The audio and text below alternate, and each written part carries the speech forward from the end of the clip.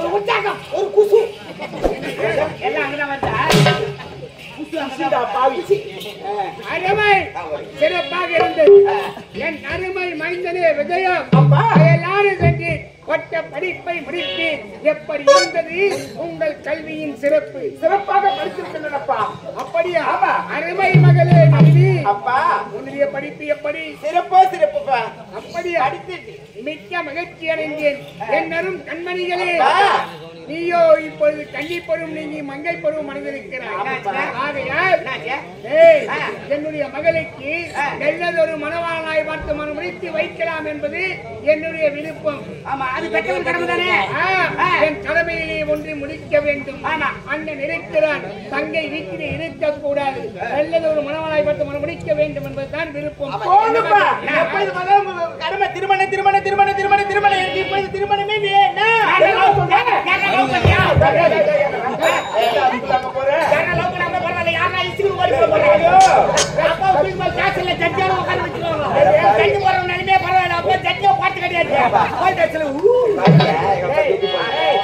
ஆமா, என்னுடைய மகள் காவல் எங்க போகணுமா?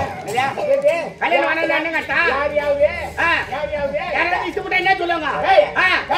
எந்த செவடியா படம் வந்தாலும் எந்த கமலாடி படம் வந்தா சொல்ல மாட்டாங்க. இல்ல ஒரு நாள் மாசம்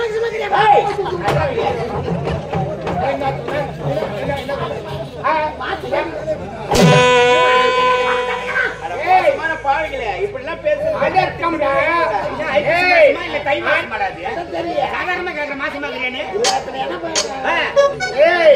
என்னுடைய வளர்ப்பு அப்படி அரச குடும்பத்திலே பிறந்தவர் அதற்கு ஒழுக்கமாக இருக்கிறார்.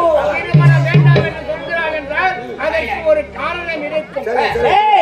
புள்ளிக்கு பிறந்தது எப்பவே போனி ஆகாதுடா. சொரவன போட்டா சொரவன உனக்கு. ஆமாண்டா என் தந்தை எப்பவே தலை நிமிர்ந்து நடக்க தலை குனி வைக்க மாட்டேன். ரைட்டு அப்பா, நான் திருமணம் வேண்டும்னா உங்களுக்கு மனசாபம். கால நேரம் வரட்டும், நான் திருமணம் செய்துக்கிறேன். நந்தவனம் போகணும்னு ஆசைப்பா. அப்பா நந்தவனம் என்ன சொல்றாங்க? போட்டு ஆடி பார்த்து இதே தான் எல்லாரும் காவலர்களே அயல்நாடு சென்றால் நம்முடைய நந்தவனத்தை பார்த்து பல நாட்களாகி விட்டது, பல ஆண்டுகள் உருண்டோடி விட்டது. ஆகையால் இப்பொழுது எப்படி இருக்கிறது பார்த்து கலைப்பு தீர ஆடி பாடி வர வேண்டும் என்பது என்னுடைய மகளின் விருப்பம். அதை ஏன் தடை சொல்வது? இருக்கு வருவது வேண்டாம், தந்தை சுடுவலாங்க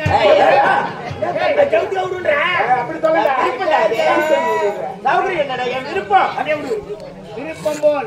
சரி அம்மா, எல்லாரும் சொல்லி வந்தாய், அத்தனை நாட்டியம் பார்த்து வந்தாய், பல கலைகளை கற்று வந்திருக்கிறாய். நம்முடைய நாட்டின் இயற்கை காட்சிகளை பார்க்க வேண்டும் என்று ஆசைப்படுகிறேன். மனம் போல் அனுப்புகிறேன். அப்பா எனக்கு துணியா? அம்மா காலை கெட்டு போச்சு. ஆகையால் நீ தனிமையில் செல்ல வேண்டாம். உனக்கென்று தோழிகள் இருக்கிறார்கள், இருப்பினும் காவலர்கள் இருக்கிறார்கள். ஏன் உன்னுடைய அண்ணனும் இருக்க? அண்ணன் இருந்தா அதுவே காலை கெட்டு போய் கிடக்குதுங்க. பொம்பளை பசங்களா தனியா அனுப்பக்கூடாது. ஒரு பொண்ணை கட்டி வச்சுக்கிட்டு வயிற்றுல நெருப்பு கட்டி வச்சுக்கிறேன். தண்ணி ஊற்றி அழிச்சுட்டு போவாங்க. ஒண்ணு இல்ல, என்னுடைய மக்கள் எப்பொழுதும் மேன்மக்கள் மேன்மக்கள் என்பதற்கு இலக்கணமாக இருப்பார்கள். குறை என்பதே இருக்காது. சரி, உள்ளத்திலே நாங்க வளர்க்க போய் பார்த்துட்டு வர்றீங்க, நாங்க துணையா போய் வரோம், நீங்க போய் ஓய்வு எடுங்க. ஆமா வேற ஆயிப்போச்சு. ஐயா எப்ப சாப்பிட்டாரு, ஏது சாப்பிட்டாரோ ஐயா விட்டு போய் நாஸ்தா துண்ணச்சு சாப்பிட வச்சு படுக்க வைடா. காவலர்கள் ஐயா மகனே விஜயா, இவர்கள் விகட கவிகள் இப்படிதான் இருப்பார்கள். உடன் வளர்ந்து விட்டார்கள். இவர்களை சொல்லி குற்றமில்லை. என்ன செய்வது? வாழியறி வாழியாக நம்முடைய அரசாங்கத்திலேயே பணியாற்றிக் கொண்டிருக்கிறார்கள். ஐயா இப்படி மறப்போம் மன்னிப்போம், பிரச்சனை இல்லை. நீங்கள் அயல்நாடு சென்று வந்திருக்கிறீர்கள். சீக்கிரம் உணவு ஏற்பாடு சீக்கிரமாக இருக்கக்கூடாது.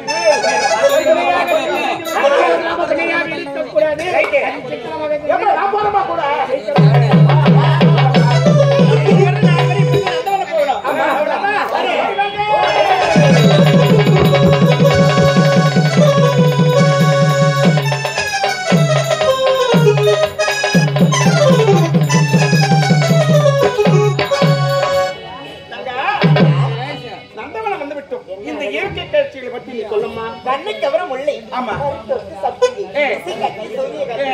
இவ மலர்லாம் பார்க்கும்போது மனமே மாறி விட்டது. அப்படியம்மா. திரும்பவும் இது செய்யலாம். இயற்கை தன் இன்புக்கு கட்டி வாண்டு வருவதற்கிறது இந்த கோலகால பூமி. சொல்லத்தான் துடிக்கின்றோ. திரைக்கு மறைக்கிறது நானும் கொஞ்சம் சத்தியமா சொல்றேன். நான் என்னம்மா ஜில்லுன்ற காத்து என்ன சில்லுன்னு நிக்க வைத்து. அப்படியா? சொல்லுமா.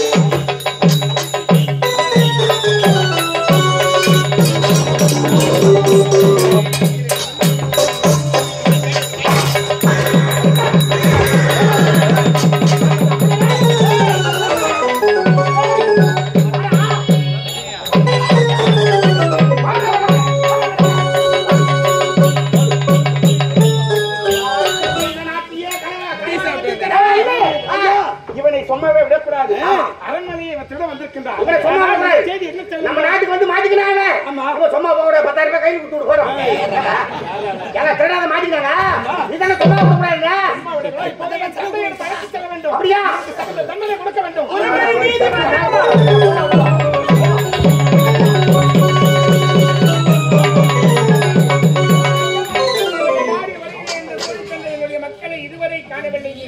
சென்றவர்கள் இதுவரை வரவில்லை என்றால் ஆபத்து ஏதாவது ஏற்படுத்துமா?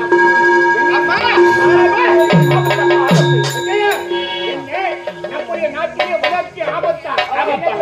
என்ன தெரியுமா? நானும் என் தங்கை நந்தவன் சொல்லும் ஆடினோம் பாடினோம். ஆனால் அரண்மனையில் உறங்கும் போது ஒரு கல்வன் வந்து என் தங்கை முத்தாரத்தை தேடி விட்டானப்பா. நம்ம நாட்டுக்கு வந்தா நம்ம அரண்மனையை பூந்துட்டாங்க. நம்முடைய நாட்டிலே கல்வர் என்பது எல்லளவும் இல்லை என்று நான் சந்தோஷமாக இருந்த நேரத்திலே என் அரண்மனையிலே ஒரு கல்வனா? யார் அந்த கல்வன்? கட்டி எடுத்து வந்துட்டாங்க. எங்கே அந்த கல்வன்? அழைத்து வந்து கிடப்பா.